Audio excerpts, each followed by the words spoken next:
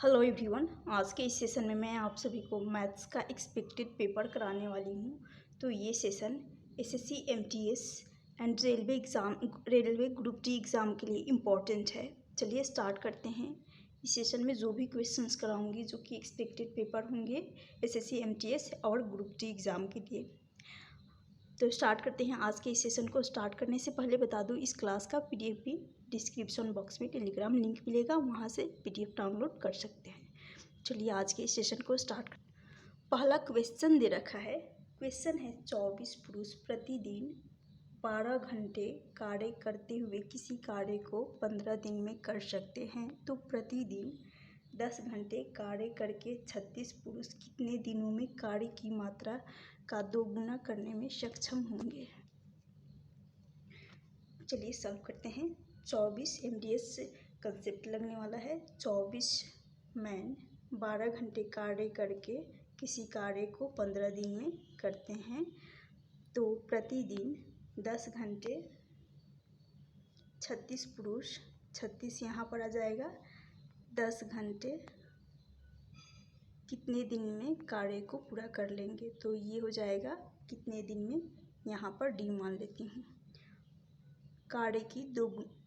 कार्य की मात्रा का 2 गुना, तो बटा हो जाएगा 2 से काट यहाँ पर 12 दूनी के 12 तिया 36, 12 दूनी के 24, फिर यहाँ पर है 3, तो 10 × 3 कर लेंगे, यहाँ से आ जाएगा 30, जो कि 15 दूनी के 30 चला जाएगा, 15 दूनी के 30 इस 2 से चला जाएगा, और फिर यहाँ 2 आया था तो 2 से कट जाएगा 2। अब यहाँ पर बच जाएगा डी बराबर इस 12 में 2 का क्रॉस मल्टीप्लाई कर लेंगे, तो यहाँ से आ जाएगा दिन, जो कि 24 दिन लगेंगे। तो ऑप्शन बी इस क्वेश्चन का राइट आंसर हो जाएगा। ऑप्शन बी इस क्वेश्चन का राइट आंसर हो जाएगा। चलती हूँ नेक्स्ट क्वेश्चन की तरफ। आशा करती हूँ आप सभी को समझ में आ गया होगा। नेक्स्ट क्वेश्चन है। क्वेश्चन दे रखा है, एक व्यक्ति प्रत्येक माह में अपनी आय का 30% घर के किराए पर और शेष 60% घरेलू व्यय पर खर्च करता है। यदि वह प्रत्येक माह 6300 रुपये बचाता है तो उसकी मासिक आय कितनी है। तो यहाँ पर दे रखा है 30%, जो कि घर के किराए पर उसने आय का 30% घर के किराए पर और शेष 60% घरेलू खर्च पर।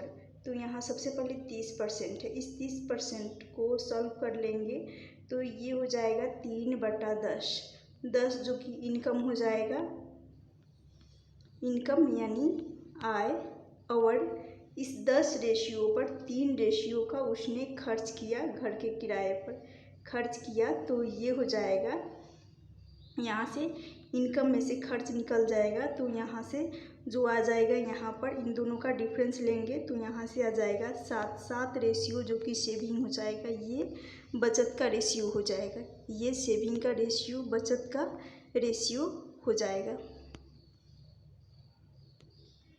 बचत का रेशियो।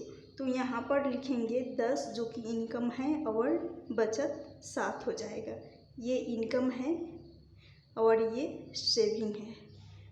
तो फिर यहाँ पर कहा गया है शेष उसने घरेलू 60% शेष 60%, तो 60% को सॉल्व कर लेंगे। 60% ये होता है 3/60% हो जाएगा, 60/100 कर लेंगे तो 20, 5 चौका 20, और ये हो जाएगा 60/100 कर लेंगे, तो 0 से 0 चला जाएगा, 3 दूनी 6 और 5 दूनी 10, 5/3 हो जाएगा। 60% का फ्रैक्शन वैल्यू 3/5 हो जाएगा, 3/5 हो जाएगा। तो यहाँ पर डिनोमिनेटर अंश में जो कि उसका ये एक्सपेंडिचर उस पर 3 जो कि खर्च कर रहा है, तो यहाँ से आ जाएगा 5 से जब 3 खर्च कर दिया तो बचा 2, बचा यहाँ पर 2। अब इन दोनों का मल्टीप्लाई कर लेंगे, मल्टीप्लाई करेंगे तो यहाँ से आ जाएगा 50 और यहाँ से आ जाएगा 7, यहाँ से आ जाएगा 7, वैसे 14, वैसे यहाँ पर भी काट सकते हैं इनको 2 से चला जाएगा, ये 10 तो यहाँ से आ जाएगा 5 दूनी के 10, 5 इंटू 5 कर लेंगे, यहाँ से आ जाएगा 25। क्रॉस में कट सकता था तो इसलिए काट लिए। और यहाँ से आ जाएगा 7, तो 5 25 और 7 आ जाएगा। इस 7 को मैं बराबर कर लूँगी बचत के, प्रत्येक माह में उसका बचत है 6300 रुपये। तो इस 7 रेशियो को बराबर कर लूँगी 6300 रुपये के। 7 से 63 को काटूंगी तो यहाँ से एक रेशियो का मान निकल कर आ जाएगा 900 आ जाएगा। अब इस 900 को मैं यहाँ मल्टीप्लाई कर लूँगी, तो 900 और 25 इन दोनों का मल्टीप्लाई करने पर यहाँ से आ जाएगा 25 9 हो जाएगा 225 और 2 जीरो है तो लास्ट में 2 जीरो लग जाएगा, यानी 22,500। ऑप्शन सी इस क्वेश्चन का राइट आंसर हो जाएगा 22,500 रुपये, जो कि मासिक आय है, मंथली इनकम है। तो ऑप्शन सी इस क्वेश्चन का राइट आंसर हो जाएगा। चलती हूँ नेक्स्ट क्वेश्चन की तरफ। नेक्स्ट क्वेश्चन है, क्वेश्चन दे रखा है 21 प्रेक्षणों का माध्य दे रखा है 40, यदि 10 प्रेक्षणों में से प्रत्येक का मान 21 बढ़ा दिया जाए तो प्रेक्षणों का नया माध्य पूछा गया है। तो यहाँ पर 40 माध्य है, 40 जो कि माध्य है, प्लस इसका 10%, यदि 10 प्रेक्षणों में से प्रत्येक का मान 21 बढ़ा दिया जाए, यानी ये हो जाएगा 210 हो जाएगा। और यहाँ पर आ जाएगा बटा में, यहाँ 21 प्रेक्षण है तो बटा में 21 हो जाएगा। इसको काट लेंगे 21 से, ये 10 बार में चला जाएगा, तो यहाँ से आंसर हो जाएगा 40 + 10, ये हो जाएगा 40 + 10 यानी 50। तो ऑप्शन सी इस क्वेश्चन का राइट आंसर हो जाएगा। नेक्स्ट क्वेश्चन है, क्वेश्चन दे रखा है निम्नलिखित को हल करना है, यानी यहाँ पर दे रखा है, क्वेश्चन दे रखा है 28.4 का ये स्क्वायर माइनस है 24.4 का स्क्वायर दे रखा है, और बटा में दे रखा है 28.4 माइनस 24.4, इन्हीं को सॉल्व करना है। तो अलजेब्रा का एक फॉर्मूला होता है, जब भी ए स्क्वायर माइनस यदि बी स्क्वायर दे रखा हो, जब भी ए स्क्वायर माइनस बी स्क्वायर, तो यहाँ पर ए माइनस बी बराबर होता है यहाँ पर ए माइनस बी इंटू ए प्लस बी, वही कंसेप्ट लगने वाला है। इसको ये है ए स्क्वायर और ये है बी स्क्वायर, और बटा में दे रखा है ए माइनस बी। तो हमें सिर्फ अब निकालना होगा, क्योंकि ये वैल्यू इसका ये भी क्वेश्चन में दे रखा है, इसका भी वैल्यू और इसका भी दे रखा है, तो हमें सिर्फ निकालना है, यानी ए स्क्वायर माइनस बी स्क्वायर भी दे रखा है और ए माइनस बी भी दे रखा है, तो हमें सिर्फ निकालना है ए प्लस बी।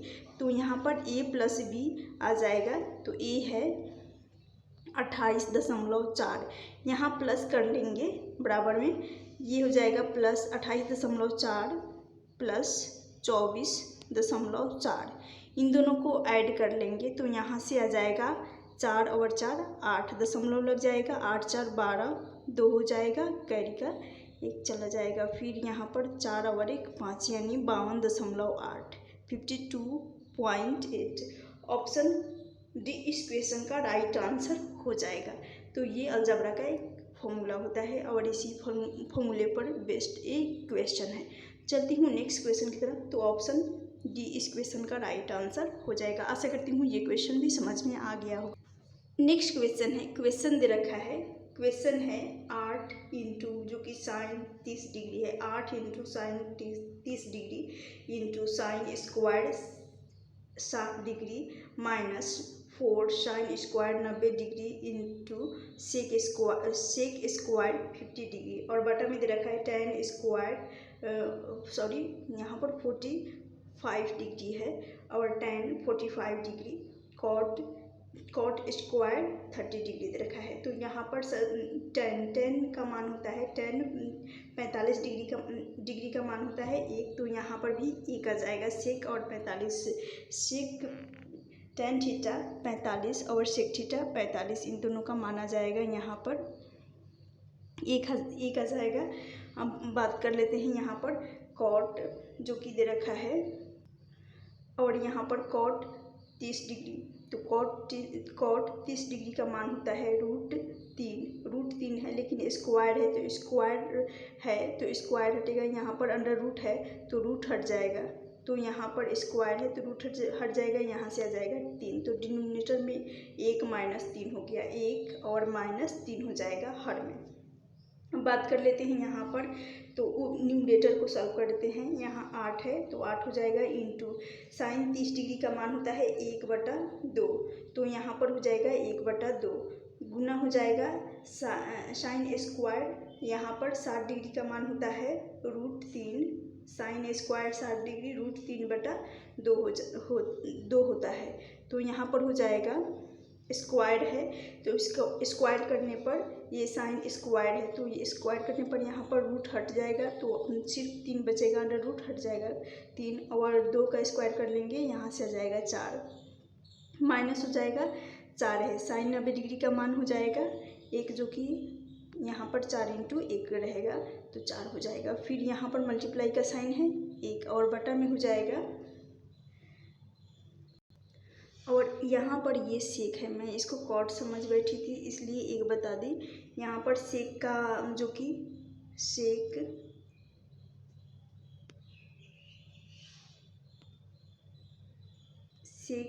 45 डिग्री बराबर होता है √2, सेक 45 डिग्री बराबर √2 होता है, तो यहाँ पर सेक स्क्वायर 45 डिग्री है, सेक स्क्वायर 45 डिग्री, तो स्क्वायर है तो रूट हट जाएगा, सिर्फ 2 बचेगा, तो यहाँ से 2 आ जाएगा, इसका मान जो कि 2 आ जाएगा, तो यहाँ पर रहेगा 2, 1 नहीं होगा 2 होगा। मैं कॉट समझकर इसको बोल दी थी 1, लेकिन कॉट का मान जो कि कॉट 45 डिग्री रहता तब 1 आता, लेकिन यहाँ पर सेक 45 है, और डिनोमिनेटर हर में 1 माइनस है 3। अब इनको सॉल्व कर लेंगे, इनको सॉल्व करेंगे तो ये चला जाएगा 4 दूनी 8, 4 से ये कट जाएगा, फिर 4 से 4 कट जाएगा, यहाँ पर सिर्फ बचेगा 4 दूनी 8, यहाँ से आ जाएगा 8, और यहाँ है सिर्फ 3 एकम 3, तो यहाँ से 3 - 8 और बटा में रहेगा 1 - 3, तो इनको सॉल्व कर लेंगे तो यहाँ से 5 ये हो जाएगा, माइनस माइनस ये कट जाएंगे, ये 5/2 इस क्वेश्चन का राइट आंसर हो जाएगा, 5/2 ऑप्शन बी इस क्वेश्चन का राइट आंसर हो जाएगा। आशा करती हूँ ये क्वेश्चन भी समझ में आ गया होगा। चलती हूँ नेक्स्ट क्वेश्चन की तरफ। नेक्स्ट क्वेश्चन है, क्वेश्चन दे रखा है, एक दुकानदार एक वस्तु को उसकी अंकित मूल्य पर 12% छूट देकर, ये है 176 रुपये, 176 रुपये में बेचता है। यहाँ दे रखा है, ध्यान दीजिएगा 176 रुपये दे रखा है, जो कि टाइपिंग में मिस्टेक होने के कारण यहाँ पर एक मिस हो गया है, तो 176 रुपये में बेचता है। यदि उसने कोई छूट नहीं दी होती तो 25% का लाभ होता है। यदि उसने कोई छूट, यदि 12% की छूट नहीं दी होती तो उसे 25% का लाभ होता। क्वेश्चन में कहा गया है, तो वस्तु का क्रय मूल्य रुपए में बताना है, यानी वस्तु का कॉस्ट प्राइस रुपए में बताना है। तो यहाँ पर अंकित मूल्य पर 12% की छूट दी जा रही है, तो यहाँ पर अंकित मूल्य को 100 मान लेंगे और 12% की छूट 100 - 12 कर लेंगे, यहाँ से आ जाएगा 88 आ जाएगा। इस 88 को मैं बराबर कर लूँगी, बेचा जा रहा है, यहाँ पर छूट देने के बाद अंकित मूल्य पर 12% की छूट देने के बाद ये हो जाएगा सेलिंग प्राइस का रेशियो 88, और सेलिंग प्राइस के रेशियो को सेलिंग प्राइस के बराबर कर लेंगे, तो सेलिंग प्राइस है 176 रुपये, 176 रुपये। 88 से काटेंगे 176 को, तो यहाँ से एक रेशियो का मान निकल कर आ जाएगा 2, 8 दूनी के 16 और यहाँ पर 2 आ जाएगा। एक रेशियो का मान जब 2 आ गया तो इस 2 का यहाँ पर मल्टीप्लाई कर लूँगी, तो यहाँ से आ जाएगा 200 आ जाएगा, 200 जो कि हो जाएगा, ये 200 आ गया। फिर कहा गया है 25% का लाभ, तो 25% का लाभ बराबर हो जाएगा 25% को सॉल्व करेंगे तो इसका फ्रैक्शन वैल्यू 1/4 होता है। इस 4 रेशियो पर एक रेशियो की वृद्धि, प्रॉफिट हो रहा है, तो 4 से ये हो जाएगा 5, तो यहाँ 4 रेशियो से ये हो जाएगा 5 रेशियो, और इस 5 का मैं इस 5 को बराबर कर लूँगी 200 के बराबर करूँगी, 5 से 5 से काटूंगी तो यहाँ से एक रेशियो का मान निकल कर फिर यहाँ पर आ जाएगा 5 चौका 20, 40 आ गया। एक रेशियो का मान 40 आ गया। तो इस 40 को फिर यहाँ पर 4 से मल्टीप्लाई कर लूँगी। 4 से मल्टीप्लाई करूँगी तो 40 इंटू 4 कर लेंगे, यहाँ से 16 और एक 0, 160। इस क्वेश्चन का राइट आंसर हो जाएगा ऑप्शन सी। आशा करती हूँ ये क्वेश्चन भी समझ में आ गया होगा। चलती हूँ नेक्स्ट क्वेश्चन की तरफ। नेक्स्ट क्वेश्चन है, क्वेश्चन दे रखा है दो संख्याओं ए और बी का अनुपात दे रखा है 5:8। यदि ए और बी प्रत्येक में 5 जोड़ दिया जाए और ए और बी का अनुपात 2:3 हो जाता है। ए और बी का योग पूछा गया है। तो यहाँ पर ए हो गया और बी हो गया। ए और बी का अनुपात 5 ए का है 5 और बी का है 8। ए और बी इन दोनों रेशियोज में 5 जोड़ना होगा। तो यहाँ पर भी ए रेशियो में भी प्लस का 5 हो जाएगा और बी में भी 5 हो जाएगा। अब यहाँ पर ये जोड़ने के बाद ये रेशियो 2:3 रेशियो हो जा रहा है। तो ए का 2 रेशियो और बी का 3 रेशियो। अब इसमें क्रॉस मेथड जो कि लगा दूंगी, क्रॉस में मल्टीप्लाई करूंगी। यहाँ पर 5 इंटू 3 करने पर यहाँ से आ जाएगा 15। फिर 2 इंटू 8 करेंगे तो यहाँ से आ जाएगा 16। तो 15 और 16 इन दोनों का डिफरेंस लेंगे तो यहाँ से एक रेशियो का डिफरेंस आ जाएगा। फिर यहाँ पर है 3 का 5 में मल्टीप्लाई करूँगी तो यहाँ से आ जाएगा 15 और 5 का इससे प्लस का 5 और इस 2 का मल्टीप्लाई करूँगी तो यहाँ से आ जाएगा 10। 15 और 10 इन दोनों का डिफरेंस निकालूंगी तो यहाँ से आ रहा है 5। तो इस एक रेशियो बराबर हो जाएगा 5 के। एक रेशियो बराबर हो जाएगा 5। तो कहा गया है ए और बी का योग। तो यहाँ पर इसी को बेस रेशियो माना जाता है। तो ए और बी का अनुपात 5 है, ए का बी का है 8। इन दोनों का योग कर लेंगे तो इन दोनों का सम आ जाएगा। सम योग निकल कर आ जाएगा 13 आ गया। इस 13 को एक रेशियो का मान 5 आया है तो इस 5 का मल्टीप्लाई कर लेंगे तो यहाँ से आ जाएगा 65। इस क्वेश्चन का राइट आंसर हो जाएगा ऑप्शन सी इस क्वेश्चन का राइट आंसर हो जाएगा। आशा करती हूँ ये क्वेश्चन भी समझ में आ गया होगा। चलती हूँ नेक्स्ट क्वेश्चन की तरफ। और इस क्लास का पीडीएफ भी डिस्क्रिप्शन बॉक्स में पीडीएफ का लिंक मिल जाएगा, वहाँ से टेलीग्राम का लिंक मिलेगा। टेलीग्राम पर जाकर इस क्लास का पीडीएफ डाउनलोड कर सकते हैं। चलती हूँ नेक्स्ट क्वेश्चन की तरफ। नेक्स्ट क्वेश्चन दे रखा है, यदि आयत की लंबाई 3 गुना बढ़ा दिया जाता है और चौड़ाई को आधा कर दिया जाता है तो दिए गए आयत का क्षेत्रफल और नया आयत का क्षेत्रफल का अनुपात पूछा गया है। तो यहाँ पर दिए गए आयत को हम मानेंगे, दिए गए आयत का लंबाई को L मान लेंगे जो कि हो जाएगा लंबाई, और चौड़ाई लंबाई को मानेंगे 1 और चौड़ाई को मान लेंगे 2। कहा गया है तो नया